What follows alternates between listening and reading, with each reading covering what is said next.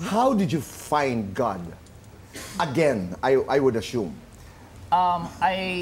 Na-plant na po kasi yung seed sa akin way back 2005. But sinasama ko na sila sa church noon, sa Victory 2017. Kasi that time, Tito, nung inaaya niya rin ako, sabi ko sa kanya, inaway ko, bakit ba? Ba't ba nangingialam ka sa relasyon ko kay Lord? May relasyon ako kay Lord, nagdadasal naman ako, pero bakit pinapakialaman mo ko? Yung pala, Tito, that time, pinagpipray na niya ako.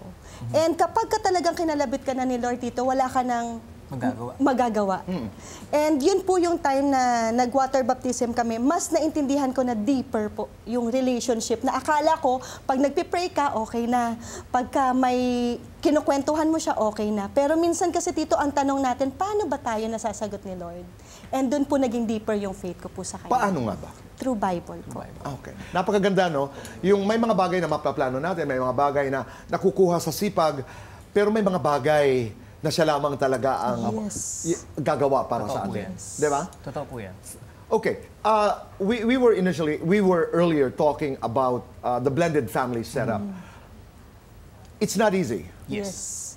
Paano niyo sinisiguro na yung selos ng isang bata, halimbawa, and then you have your baby now, congratulations. Yes po. Thank you po. Magwa 1 year and a Yes month po. from now. Ano yung naiisip niyo na on how you're going to balance the relationship? Tito, nung una, nahirapan kami. Especially ako sa daughter ko at sa kanya. Kasi galit na galit yung daughter ko sa kanya. Oh. As in, Tito, meron siyang isang notebook na punong-puno ng I hate you, I hate you, I hate you. As in, Tito, hindi ako makapag-concentrate sa work ko kasi alam ko mag-aaway na naman sila. Talagang, Tito, prayer works. Talagang pinag-pray ko na pinag-pray. Ngayon, Tito, close na sila.